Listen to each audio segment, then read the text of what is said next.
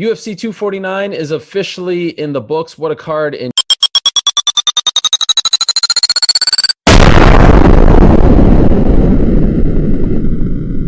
Jacksonville, a card that we had been talking about for 2 months' time. It finally came and went, and it delivered. Some big news coming out of this card. Of course, the biggest of them all, Justin Gaethje defeats Tony Ferguson. He snaps his 12-fight winning streak. He's now the interim champion, potentially booking that ticket against Khabib Nurmagomedov. And equally as big, Henry Cejudo defeats Dominic Cruz and then retires afterwards. We're going to talk about all of that and a whole lot more here on the post-fight show. I'm Ariel Herwani, joined by Chael Sonnen, Paul Felder, Felder OKOMOTO. All of us are of ESPN. And Paul, I will start with you. You picked Justin Gaethje. You picked the underdog. Now, be honest with me. Did you think it would go down like that? Did you think it would be that one-sided? No, but I mean, it was one-sided, right? But there was moments that Tony looked like he was coming right back into this fight. The end of the second, I believe it was, he dropped Justin. It looked like the tides were going to turn there. I didn't expect it to go into the fifth and get a finish there, right? I thought Justin would slow down at some point and Tony would be able to overwhelm him if it went past the fourth round. But I did pick him to win, and I thought it would be the boxing and the striking that was going to get it done for him, and that's ultimately what did it. But I didn't see it going down quite how it went, but I'm so glad that it did. I mean, that fight, as a fan, was amazing. Obviously, as somebody that's been through some of these kind of fights and looks at these guys, I feel for them tomorrow morning and tonight. They're going to be in a lot of pain, but man, they delivered, and Justin Gaethje is the truth. Chael, for those that may have missed it, what did Gaethje do so well in this fight to look like that? Perhaps his greatest performance of his UFC and MMA career. And I'll tell you, Ariel, Gaethje did not look like himself when he got into the cage. I thought that his eyes and his facial and his body language looked distant. He did not sound like himself during fight week. He was talking about, I've only got 10 to 12 minutes in me, and I've got to get Ferguson out of there. Should this go late, you better hope you bet on Tony. He was extremely respectful. He seemed like he was questioning himself. Ariel, I don't believe any of that, even in hindsight, to be gamesmanship. I believe Justin Gaethje not only surprised the world, I believe he surprised himself. And to answer your question, what he did different in this fight, he didn't use a lot of footwork. He didn't go for takedowns that got stuffed, and now he used a lot of energy. He waited for Ferguson to engage. Ferguson had to do the feints. Ferguson did the outside movement. Ferguson ran around the cage. Justin stayed patient. He stalked him, and every time Ferg came in, boom, Justin threw one down the middle. He would usually throw two. But the difference, Ariel, Justin always will play that game. You give me an opportunity to hit you twice, I for sure will let you hit me twice. Let's see who the tougher guy is. He didn't do that tonight. He was very stingy. He was very smart. He got his shot. He got out of the way. He did it all night long. And by the way, he didn't throw any air balls, Ariel. I don't remember seeing a single jab, cross, hook, a single kick that missed. He was able to extend that energy that he felt he had to 24 minutes.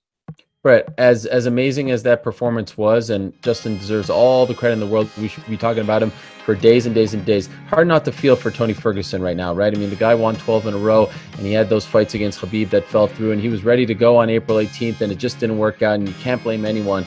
But as much as we probably should be praising Justin, there's a part of, at least myself, and I think a lot of people as well, who really feel for Tony Ferguson. Do you agree with that sentiment?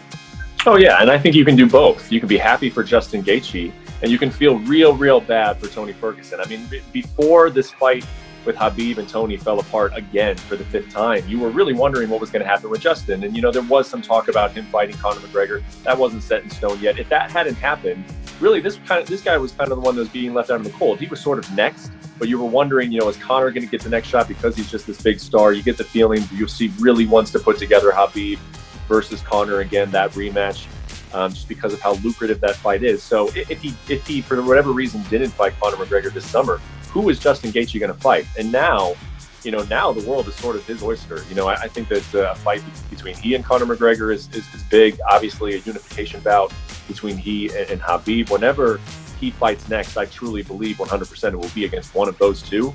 So you feel great for him. And on the back end, yeah, of course, Tony Ferguson has had a rough go in this sport. You know, he's done everything that you would hope an athlete would do. He's raised his hand. He's taken the fights. He's done the long way. You know, he hasn't cut any corners.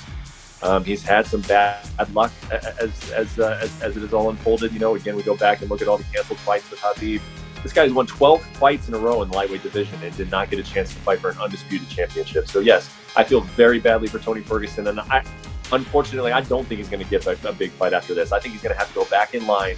He's going to fight somebody that maybe a whole lot of people don't want to fight, like a Charles Oliveira type, a guy who's been on a run, not the biggest name. Very, very tough fight for Tony, but I think he's going to take that type of a matchup. Paul, I see you shaking your head.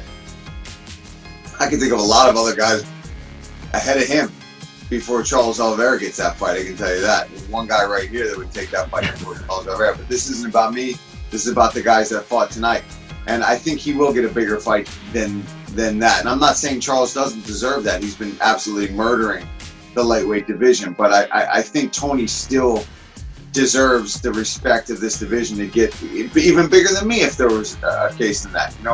I think he's still in line. And if he doesn't get a fight that puts him right back in there, that would be kind of disrespectful to him. But we've seen that happen before. You're right, Brett, where he might just get knocked back down the line because that's how this sport is. It's unforgiving sometimes. But my God, if you don't give that guy a chance to kind of jump back into the spotlight after a performance like that, even though he didn't come out on the end of it, I mean, you couldn't ask for a grittier performance. That guy didn't quit. That guy was not out of that fight.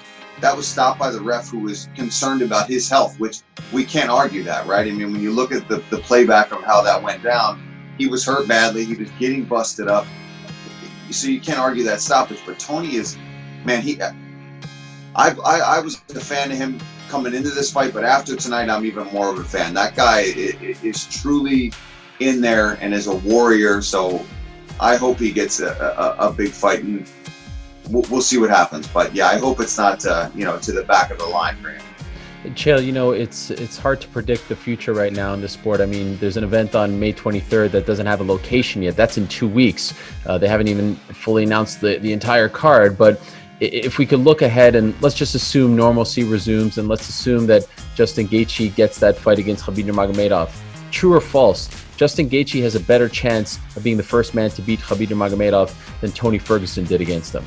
Well, according to Dustin Poirier, Dustin Poirier has been in there with Khabib. He's been in there with Dustin, and he has spoken very publicly to say that Dustin has a better chance than anybody of beating Khabib. In fact, I thought Justin was a harder fight. Now, that's very interesting, considering Poirier beat one and lost to the other. But I think we have to listen to his opinion. When you do talk about what next for Tony, guys, I'd like to see all options on the table at this point. And yes, I am talking about potentially retirement. I have never called for someone's retirement. I'm not calling for it now. I am calling that this stays on the table. Look, Tony has done a very good job, and he has been in some wars, and he has taken some very big shots. I used to train with Tony Ferguson for a meaningful period of time, and I can tell you he trains in practice each day without headgear on just as hard, and he'll go with anybody, any size, just as hard as you saw him go out there and fight tonight. Look, that takes a toll, and I don't think that it would be unreasonable for Tony or any of the rest of us to allow him some time. And that doesn't have to be retirement. There's certainly some middle ground, but a break seems very appropriate to me.